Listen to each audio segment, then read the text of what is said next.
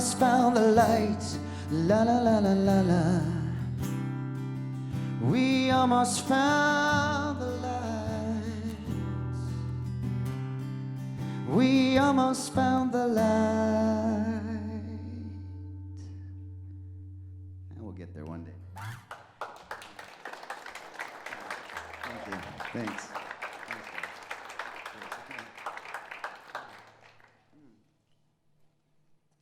Well, we spoke about intention. Any questions? Come on, be brave. No. Inspiration. It can be found anywhere if you look for it. I read a story from Leonard Cohen where he was talking about a song that he took about 2 years to write. He kept refining it and trying to make it more and more in depth and more simple.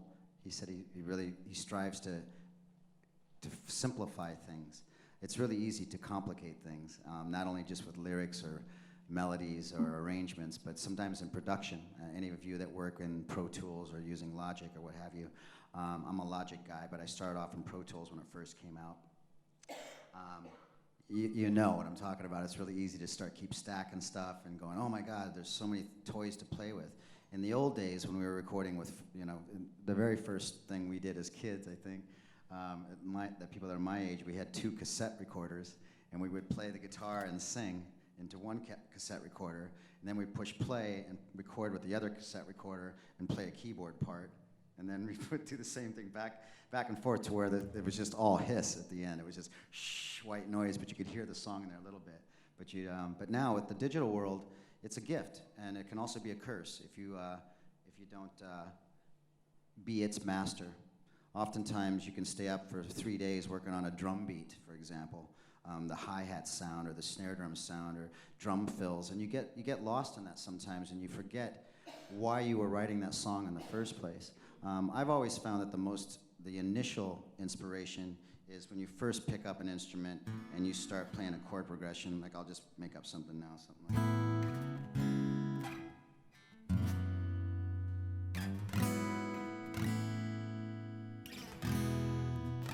Okay, so something like that.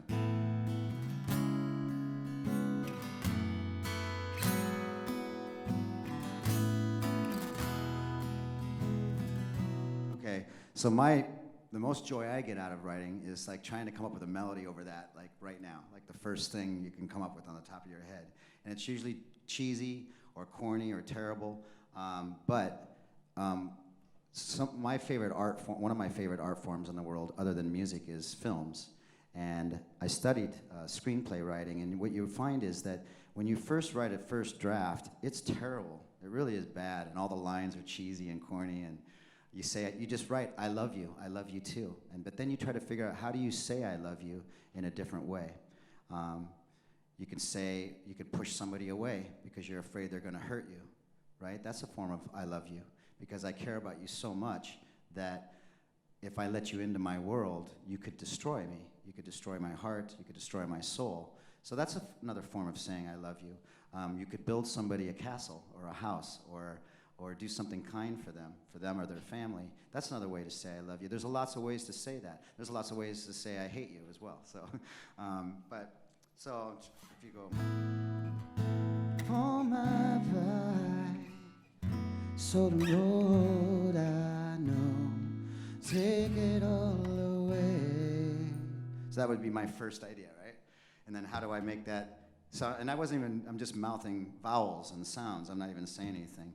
But oftentimes what I do is I record that initial cheesy idea, either on the iPhone or into Logic. I don't spend time making a drum beat or anything. I'll just record that first thing. Turn on my, falling by the side, holding in a road for the long, fine and satious, giving up and break it, won't matter nobody. Right?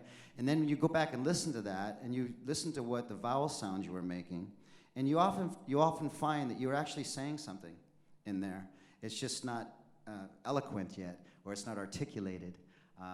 but you're saying something in there because your intention, your inspiration is the most true at that point. It's when we start recording stuff and calculating and trying to make it better and better and better and more complicated that we often lose sight of what the initial feeling of something is, right? So I just advise that to anybody I speak to about songwriting or music, is never be afraid of the corny, cheesy version. I know a lot of people that will play that and go, you know what, it's not finished, or I've heard that a million times, and they just give up on it. They don't ever work on that song again, when there's actually something there waiting for you to discover. And I think that's true in everything, in our relationships with our family, our friends, how we go into life.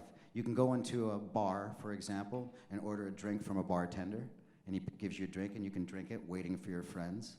Or you can have a conversation with that bartender, and maybe he's having a good day or she is having a good day or a bad day, but you can have a conversation and you might learn something. I'm having a shit week. My mother just passed away. Oh, really? Tell me about it. And my mother just passed away last year, and you can have a conversation with a complete stranger, and you can get a piece of inspiration. If not for music, then just for life, right? You can go through life that way, as opposed to having these blinders on about how you create. You know, break your own rules is what I'm trying to say. And this is a song that was at least me practicing breaking the hardest rule for me, which is to stand in the shoes of someone that I completely don't understand, and somebody that I want to hate, somebody that I want to kill even, for example. Somebody that puts people in prison for speaking about truth and justice. Somebody that stones a woman to death because she cheated on her husband, for example. So I wanted to know what it was like to stand in the shoes of the person that holds this stone, the person that holds the keys of so many political prisoners around the world. And I read a story about a woman named Sakine from Iran, and she supposedly cheated on her husband. She was sentenced to death by her country, by her government. Amnesty International came in and saved her life. She's still alive today. But they whipped her 99 times. They gave her 99 lashes, they call it, which is like the standard, I guess you would say, punishment for somebody that is accused of even speaking to another man that isn't your husband or a family member. And it's just horrible, the thought of this happening to people in this world, especially women. And so I wrote a song called 99 Lashes, and it's about standing in the shoes of the darkest part that lives inside of me. I think Hitler, whether you're Hitler or whether you're Jesus or whether you're Gandhi, it's not a mistake, for example, that when Hitler was doing his thing in Europe, that Gandhi was doing his thing down in India, freeing his country using nonviolence. That's not an accident that these two people were living at the exact same time. Hitler blew his head off in 1944, and Gandhi got shot twice in the chest in 1948.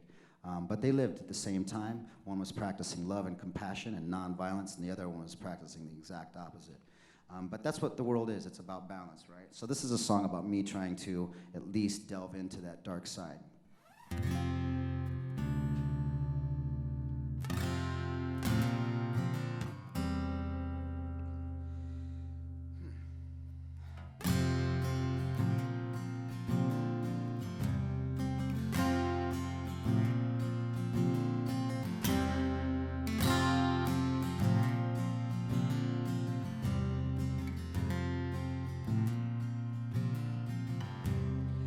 99 lashes, Sakine, my dear, all because I care. I've been sleeping with a man, falling in love. I'll be damned if I'm gonna share, because I care. Aung San, Adolfo, and Leonard Peltier, still praying on your wounded knees. If these prison walls had a chance to tell it all, well, let's just say I'm glad they're not free. Let's just say I'm happy I'm me. Well, there's so many voices, I can't silence them all. So I'll lock you away in my cell, where I can beat you, shoot you, put you on the ground in my own private corner of hell. Why should I shake this untouchable skin while you're digging holes to bury my sins? Stay in the dark and I'll make it all clear with 99 lashes, my dear. My dear. Benazir Bhutto, why'd you open your mouth? You could still be singing today.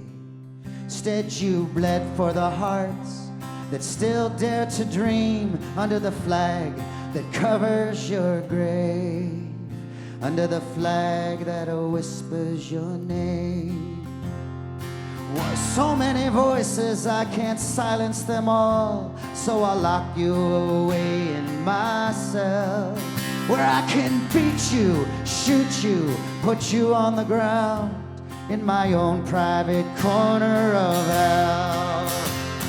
Why should I shake this untouchable skin while you're digging holes to bury my sins? Stay in the dark and I'll make it all clear with 99 lashes, my dear. I'm just doing my job, so please be on your way.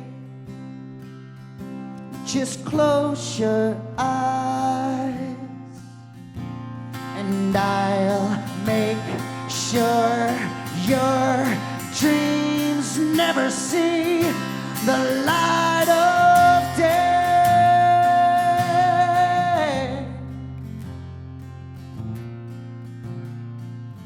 Well, hello, Dalai Lama. Sorry about your home. I'll send you photos if you need. I'm just digging the last coal mine in good old Lhasa while your friends scream, free Tibet, free. Why should I shake this untouchable skin while you're digging holes to bury my sins? Stay in the dark and I'll make it all clear with 99 lashes, my dear. And what about you, my red, white, and blue, envy of the starving world, where priests altar boys, expensive cars or toys, and pole dancing lessons for girls? Welcome to my beautiful world.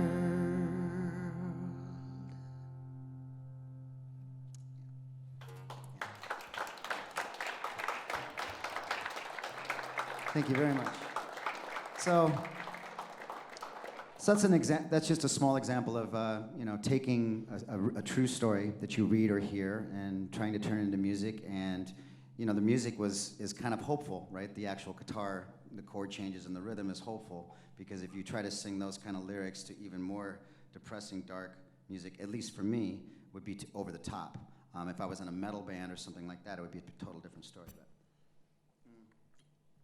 any questions still? Nothing? Okay. I'm going to give you one more example of that. When Robin Williams passed away, I don't know if any of you are fans of his movies, but I grew up watching him on TV and doing his stand-up comedy, and every film that he was in, he was always honest in the role and the character.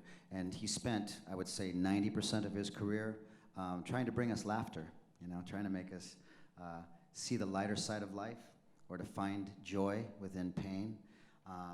And at the same time, the world's funniest man was suffering from the deepest, darkest depression that you can go through. And the irony of that was very heavy for me to see and to witness, and to find out that he took his own life. So one of my favorite films of his is called What Dreams May Come, where he passes away in this movie, and his wife survives. And it's about him coming from the other side and trying to stay in contact with her so that she doesn't die from depression and take her own life one day. And so he's in this, other dimension, and she's still here on Earth. And it's this great love story between the two of them. And Cuba Gooding Jr. plays this angel that kind of helps direct Robin Williams. And there's a lot of humor in this film, too, even though it's about a very heavy subject. So I wanted to write a song called What Dreams May Come. This is an example of taking a title that's already been out there, but I wrote the song as kind of, once again, to just pay honor to a great artist. And I used a lot of titles from his movies and stuff like that in there as well, so this is an exercise in that. Once again, gratitude, is underneath all of it, really.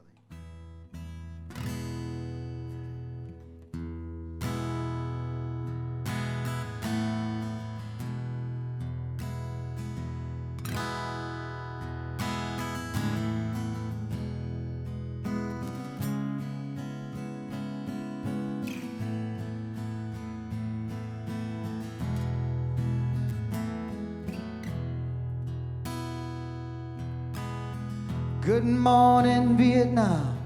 How have you been? Sorry about all the pain you carried within. You were the brightest star under the sun. Heaven knows what dreams may come. Dead poets, one and all, come seize the day. Don't let the fear inside get in the way. Come be the brightest star under the sun. Heaven knows what dreams may come. Now fly home, you're not alone. We'll join you one day.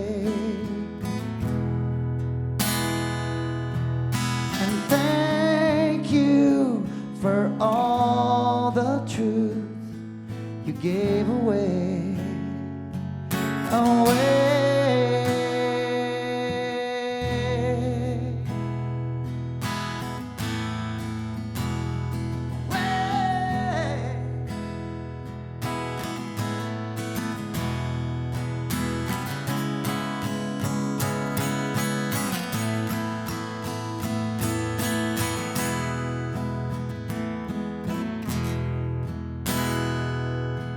The world was too much to bear, but that's over now.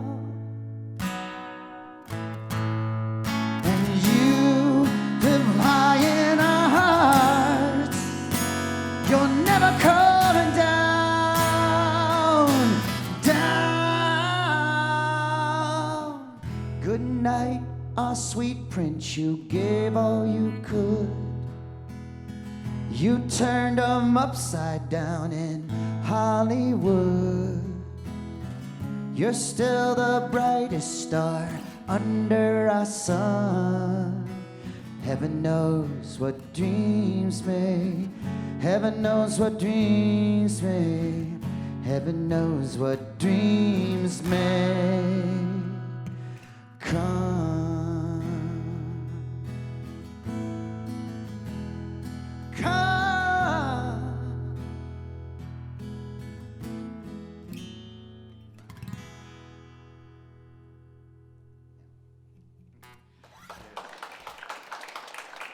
Thank you. Mark, how much time do we have left? Just make sure. As long as you've got some. But we've been here for an hour now. Hour? Okay. I just want to make sure I get some. We're there if you want to stop, but I would listen for as long as you keep on going, man. Well, thank you.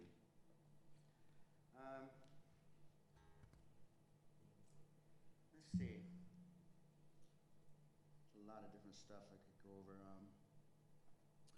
Okay, input. Getting stuff inside of you to express, to put out, I guess. So we talked about intention, like what it is you intend to do with music and why you're doing it. Inspiration, like how to capture stories out there and turn them into your own. But input, I think it's, there's lots of different kinds, right? One is reading books, studying music. Another is people go down the alcoholic drug road. That's people like Jimi Hendrix, who was one of the most amazing guitar players in the world. I saw an interview with him on this American TV show, and just to kind of show the difference between what we're going through now in the 2000s, where it's all about, you know, ego and fashion.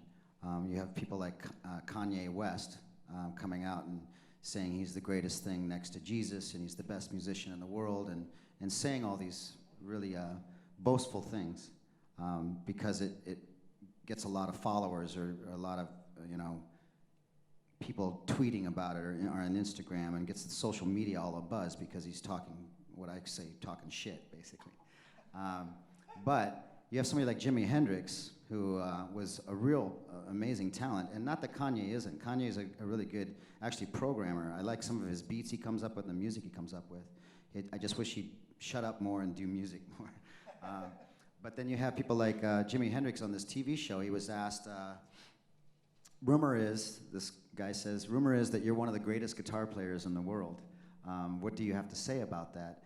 And Jimi Hendrix honestly said that, I don't know about that, but I hope to be the best guitar player sitting in this chair, right? I just hope to be the best guitar player that you're talking to right now.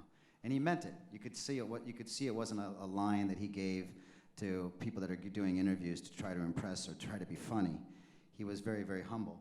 But at the same time, he was very addicted to alcohol and drugs. And so you have somebody that's this genius talent playing a right-handed guitar upside down, left-handed, and playing leads from here as opposed to from here, beautifully, with passion, with soul, and at the same time, he was suffering as well, like trying to quiet his mind, possibly. You know, maybe he had too many thoughts, too many ideas, too much love for the world, too many demons he was dealing with. And so how do you deal with those things, and how do you express them? How do you take input, whether it was him being abused when he was a kid, or whether he saw abuse when he was growing up, whatever it was, the demons that were inside of him, how do you take that input and deal with it?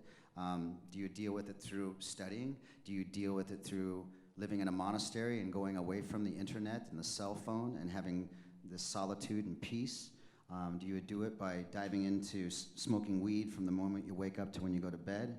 Do you do it through cocaine and staying up for 3 days in a row? Drinking all the time to kind of get rid of your insecurity or your inhibitions? I've gone down all those different roads. I've been an alcoholic, I've been a drug addict, I've lived in monasteries. And I can say there's value to all of them as long as they don't kill you, right? And there's value to all of them as long as it doesn't take you away from your passion. So my only suggestion with that stuff is just always try to keep things in check, you know? Don't get addicted to YouTube too much. Don't get addicted to substance abuse too much. They can really take you down this really crazy path that is oftentimes you can't come back from. A good friend of mine was Lane Staley, who was the lead singer of Alice in Chains. Another Andrew Wood, who was the lead singer of Mother Love Bone before they became Pearl Jam, died of a heroin overdose, just as Lane did. Well, you have people like Kurt Cobain. I've met him, but I can't say he was a friend at all. But here was a guy that blew his head off with a shotgun. So it's a lot of great talent has touched this world and has left this world because they've dove into taking too much input, whatever that can be addiction.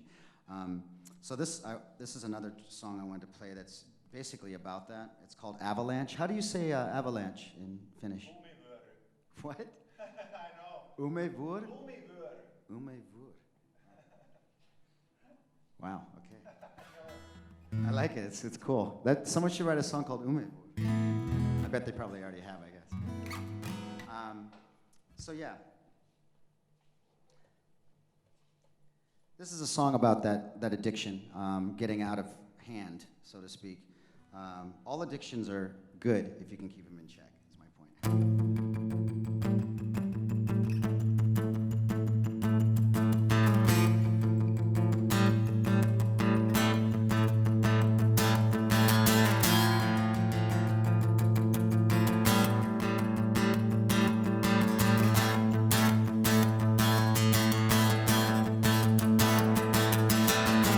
It was getting real bad, it was hell for a while. They were forcing my hand, I was forcing a smile.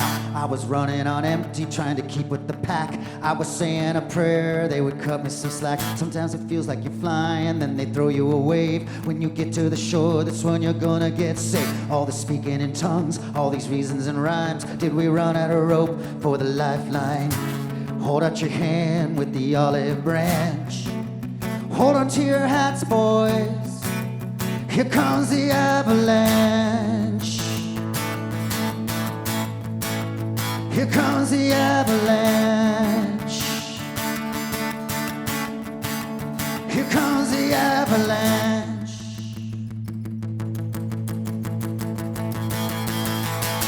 I was getting real old, I was fighting for breath. I was saying a prayer, I was looking like death. I was pushing the boat, getting out of line. Put your hand on your heart, say it ain't justified. Sometimes it feels like you're flying, and they chop you a line. They say it's a living, but we both know it's dying. Both know it's dying. Hold out your hand with the olive branch. Hold on to your hats, boys. Here comes the avalanche. Here comes the avalanche. Here comes the avalanche. Ah, here comes the avalanche. Ah, here comes the avalanche. Just in time.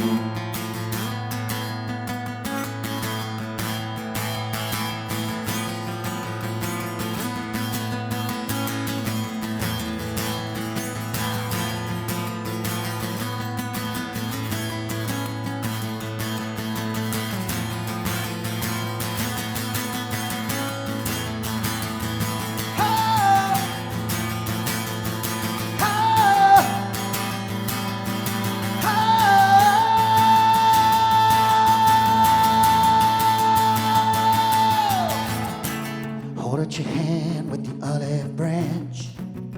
Hold on to your hats, boys. Here comes the avalanche. Ah, hold on to your hats, boys. Yeah, here comes the avalanche. Here comes the avalanche. Yeah. Here comes the avalanche. Ah, here comes the avalanche. Ah, here comes the avalanche. Here comes the avalanche. Here comes the avalanche. Here comes the avalanche. Here comes the avalanche.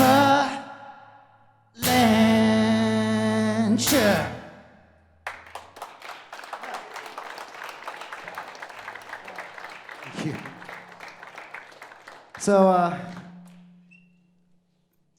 that's how I look at addiction. That song. It's just like it can just storm over you.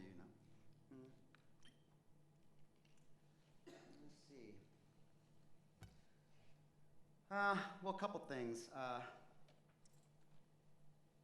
think it's important to surround yourself. I mean, you guys are part of these. Is everybody here part of, or been part of the school of the Rock Academy? Everybody here? So most everybody. Wow. Okay, great. So the important thing is even when you leave school or leave this community, is at least my experience has been to always surround yourself with creative people. Even if it's just one person. I look back just recently, I did a workshop a few months ago in England, and I started thinking back about my career and my life. Never at any point was I alone, right? There was always somebody, a best friend that was a musician, or somebody that I was in a band with, or anybody that was just supporting you, pushing you in a positive way, and somebody that you could play stuff for and bounce ideas off of, that you trusted their opinion. John Lennon and Paul McCartney, Jimmy Page and Robert Plant, Keith Richards, Mick Jagger, Sting and Stuart Copeland. The list goes on of people that have that other person that they bounce their stuff off of. And I've pushed those people away in my life when I was younger as well, because they had ideas and they weren't my idea, so I always kind of felt a little edgy about, like, well, I don't want to change my song. I like the fact that this chord change goes here, or I like this lyric, and the fact that you don't like it means you're full of shit. I mean, you don't know what you're talking about. When in truth, they did know what they were talking about. It was just the ego got in the way. So I did want to speak on that never be too proud of your work. Nothing is sacred in this business, you know what I mean? Music it's something to play with. It's like coloring or painting or dancing. There's no right way to do it, and there's no wrong way to do it.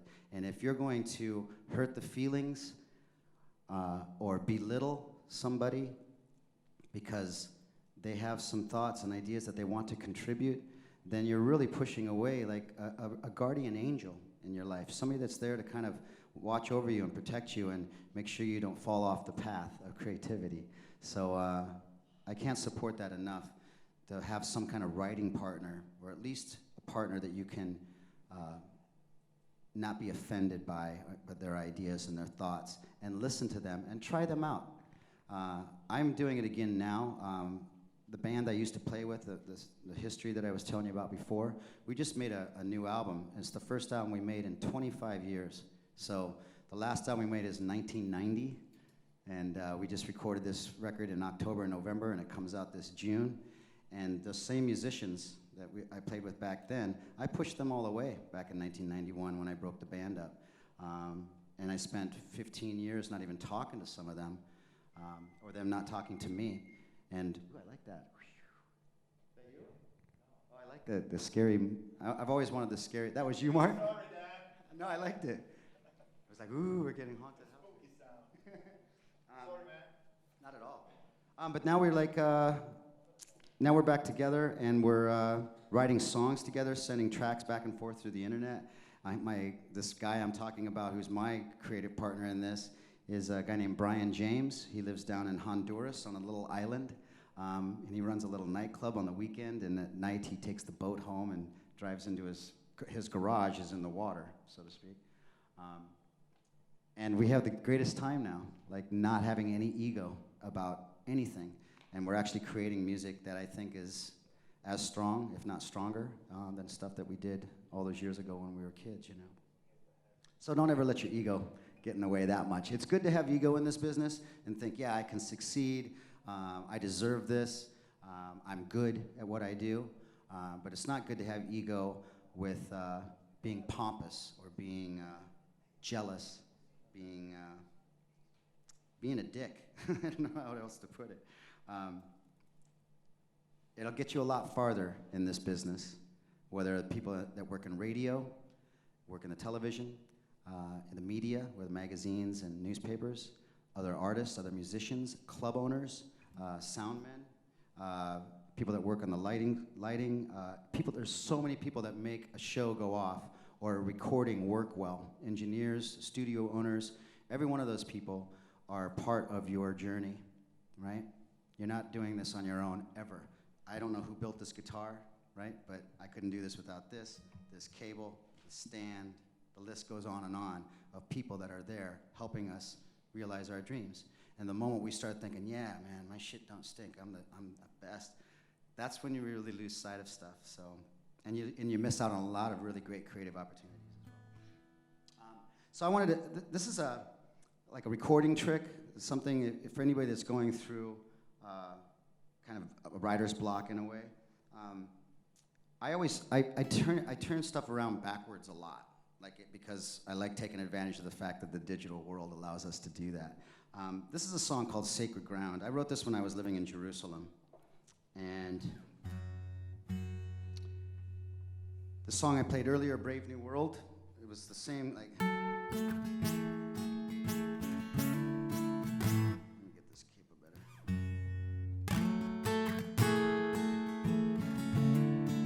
That was the song I played earlier, right? Just different key. But I love that chord progression, but I was like, man, I want to write something else with these chords, but I don't want it to be derivative or sound exactly like the other song. So I took that same chord progression and just flipped it around backwards and slowed it down and put it to a different rhythm and a different drum beat. And they were kind of like companion songs. So one's called Brave New World, about how we're torn between the dark and the light. And then this song is called Sacred Ground, which is about being in the center. And it made sense to me to take this chord progression and flip it around, relearn how to play it, and try to make it sound actually a little backwards as well. And I do that with guitar parts, leads, guitar leads, keyboard parts especially is really fantastic, especially any kind of pianos or organs. Organs not so much, pianos and Rhodes pianos, any kind of sharp synths that have a good attack on the front end. Do a melody with it.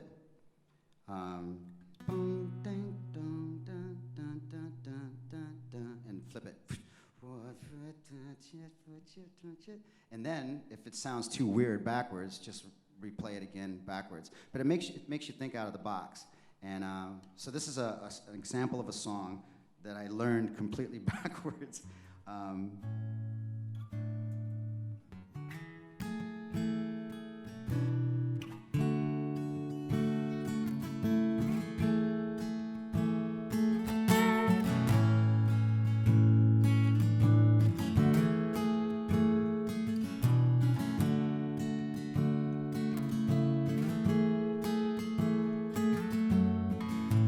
When I fell from grace, you were there pointing the way back home. You held my once brave face.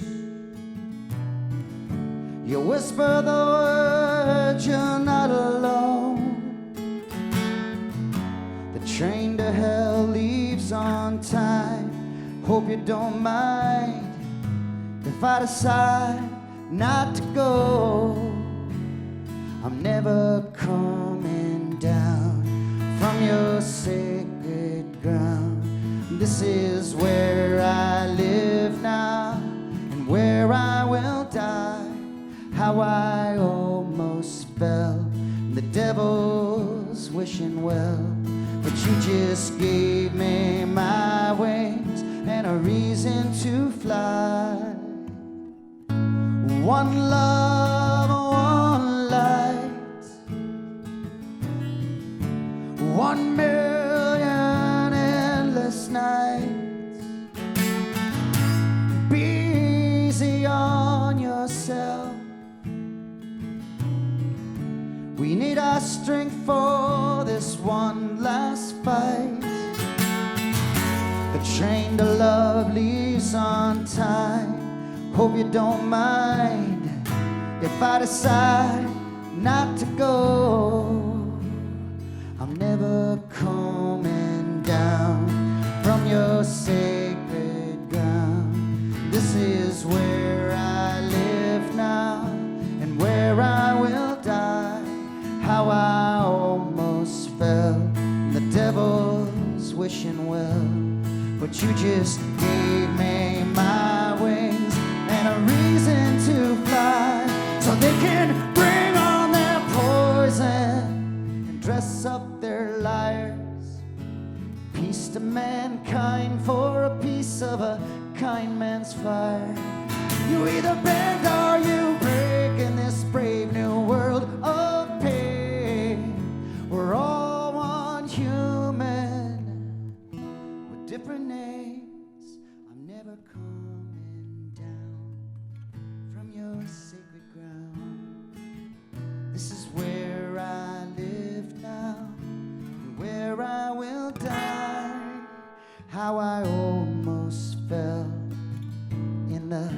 devil's wishing well. But you just gave me my wings and a reason to fly. I'm never coming down from your sacred ground. This is where I live now and where I will die. How I almost fell, the devil's wishing well. But you just gave me my wings and a reason to fly high, high above your sacred ground, high above your sacred ground,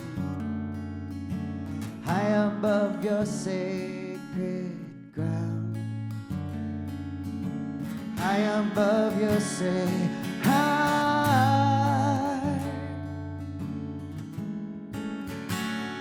high,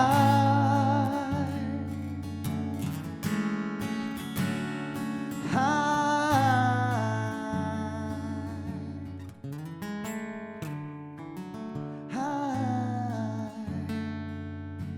high above your sacred ground.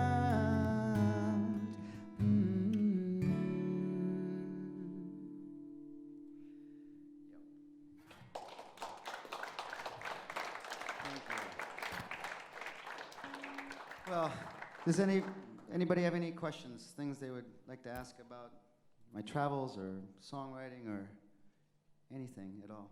They will do it when you stop. Oh, yeah? That's the finish way. Oh, so when I'm done. Yeah. Okay. I'm not sure, but that's how it usually happens. Okay. Well, speaking of why I'm asking you to ask questions or to make comments is, I look at any art form, but especially music. Live theater is different because in live theater you're not talking to the audience most of the time. I mean, avant-garde theater will break the fourth wall and start talking to the audience. But most of the time they're doing a performance, right?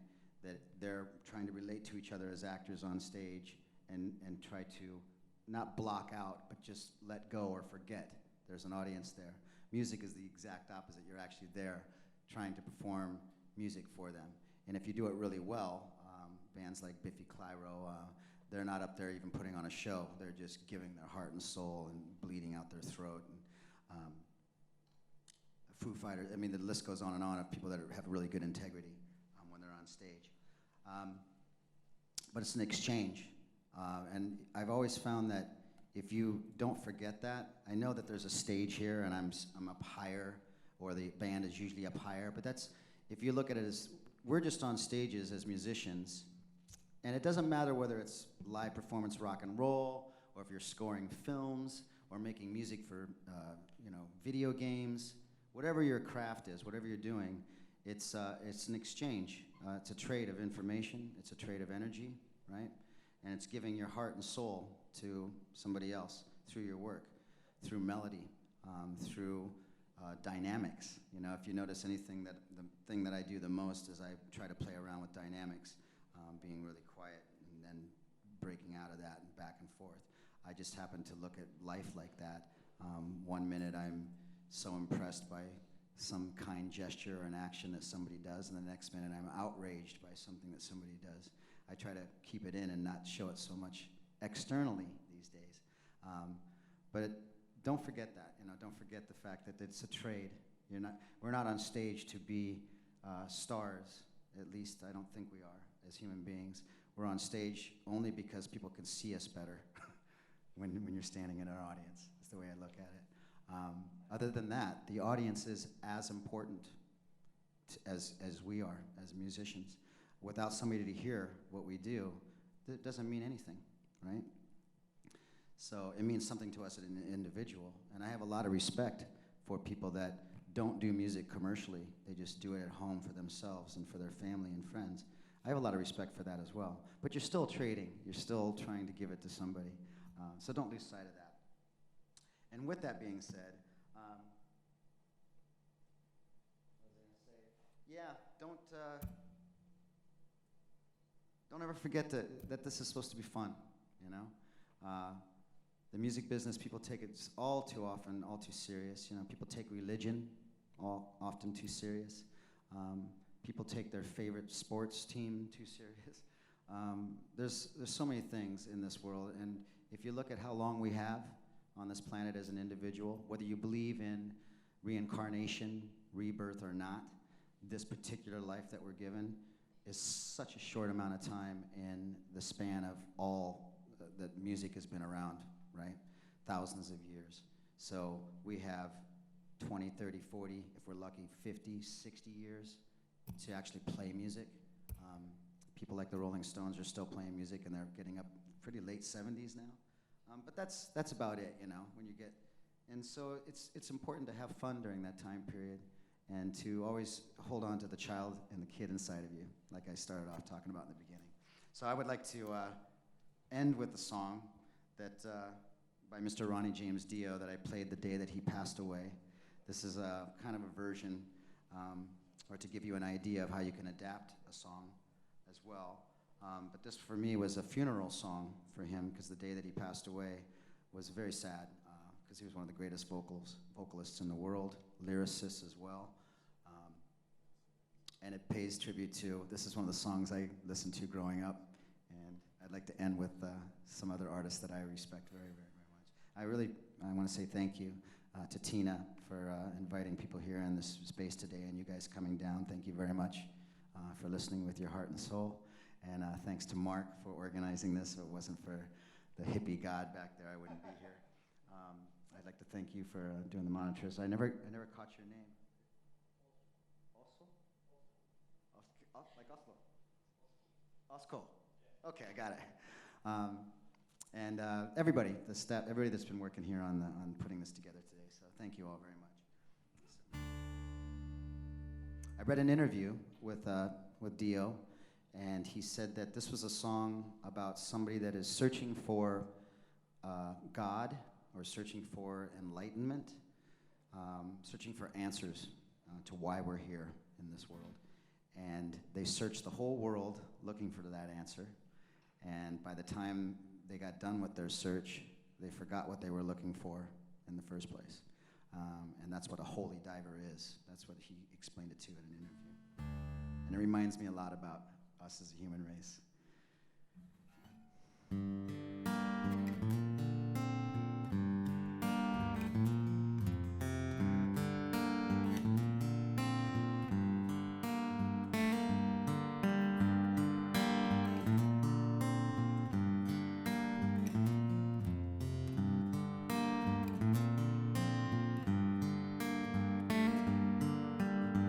Holy diver, you've been gone too long in the midnight sea.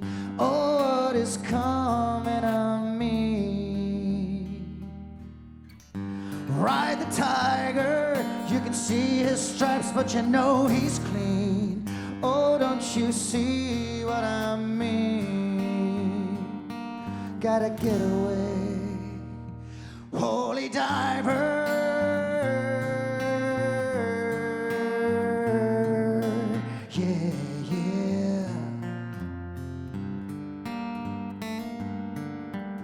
Shiny diamonds like the eyes of the cat in the black and blue. Someone is coming for you. Look out, race for the morning. You can hide in the dark till you see the light. Oh, we will pray it's alright. Gotta get away, get away.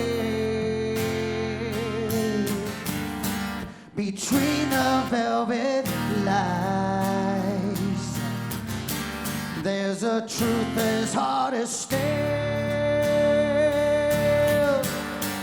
The vision never dies. Life's a never-ending world.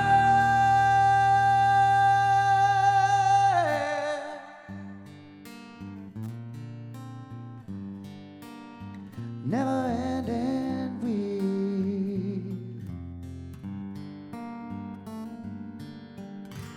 Holy diver, you're the star in this masquerade. No need to be so afraid. Jump, jump, jump the tiger. You can see his heart, but you know he's made. Some light can never be seen. Gotta get away, get away. Gotta get away, get away. Holy diver, soul survivor, your soul is clean.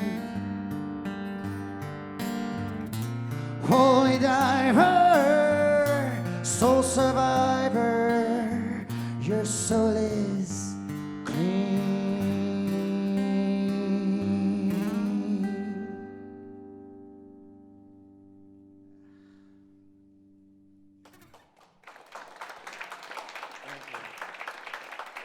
Much love. Thank you very much. It was enjoyed speaking with you today. So now you might have some questions. Any comments, thoughts, ideas? No? Okay. Well, I thank you very much, and I'll be here hanging out after. If you guys want to talk individually or just say hello, it'd be an honor to meet you.